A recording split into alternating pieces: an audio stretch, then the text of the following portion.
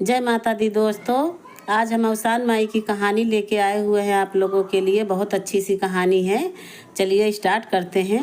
एक गांव था जहां अवसान माई की पूजा हो रही थी। सारी सुहागनें आई थी। अवसान माई की पूजा हुई है। अवसान माई की जब पूजा ख़त्म हो गई तो अवसान माई खुशी खुशी अपने घर को लौट रही थी। तब देखती हैं एक बाग में एक औरत बैठ के रो रही थी। वो बहुत दुखी थी, रो रही थी। तो अवसान माई जल्दी से अपना रूप एक बुढ़िया का बदली हैं और उस औरत के पास गई हैं। औरत से पूछ रही हैं, बिटिया तू काहे रो रही है? तो वो कह रही है, ना तुम जाओ, तुम हमारा कुछ नहीं कर सकती हो। तो अवसान माई कह रही है, नहीं बिटिया, तुम अपना दुख हमको बताओ, तुम्हारा दुख मैं ज़रूर दूर करूँगी। तो वो कह रही है, नहीं, हमारा दुख कोई दूर नहीं कर सकता है। ऐसा करो कि तुम चली जाओ यहाँ से। तो कही, नहीं बिटिया, आज हम तुम्हारा दुख ज़रूर दूर करेंगे, तुम एक बार हमको बताओ तो सही। फिर वो बुढ़िया कहती है, वो औरत कहती है कि हमारी शादी को 5 साल हो गया है, पर आज तक हमारे कोई संतान नहीं हुई है, जिसके कारण हमारे घर वाले हमको मार पीट के घर से निकाल दिए हैं। हमारी सासू माँ कहती है, जब तक तुमको कोई संतान नहीं होगी हम अपने घर में तुमको नहीं रखेंगे। तो अवसान माई कहती हैं, बिटिया कोई बात नहीं, तुमको संतान होगी, जैसा मैं कहती हूँ क्या तुम वैसा करोगी?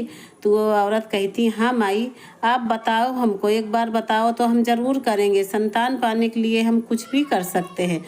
तो वो कहती है, ऐसा करना कि तुमको संतान होगी, तुम अवसान माई का व्रत रखना, उनकी व्रत रखना, उनकी पूजा करना, अवसान माई की दुर्दुरिया चबवाना।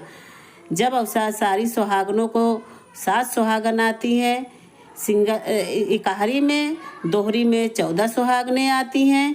जब तुम उनको सुहागनों को बुलाना, लाई चना गुड़ का उनको चबवाना, उसके बाद तुम कुछ खाना पीना, ये तुम करना, तुमको संतान ज़रूर होगा। ये करना, तुमको संतान ज़रूर होगा। माता रानी ने ऐसा बोला। वो कहती है, ठीक है मैया, मैं ज़रूर करूँगी, आपने जैसा बताया वैसे ही।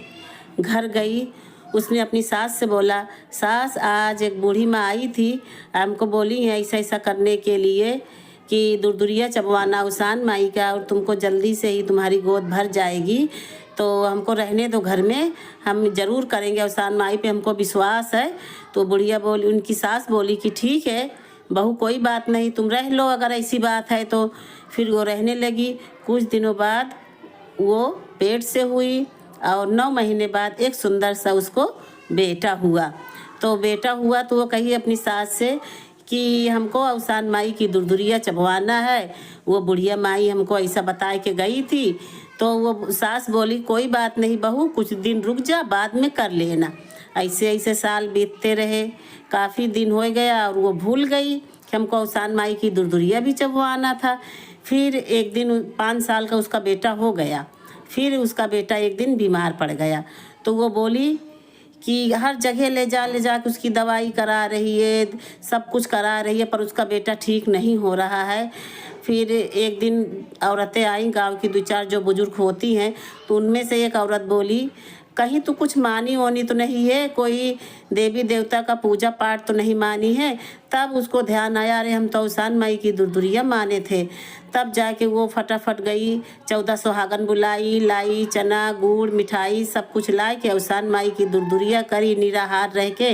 अवसान माई की पूजा पाठ करने के बाद, दुर्दुरिया चबाने के बाद, फिर उसने प्रसाद खाया और फिर उसका बेटा उसी दिन से थोड़ा थोड़ा ठीक होने लगा और जल्दी ही फिर उसका बेटा ठीक हो गया।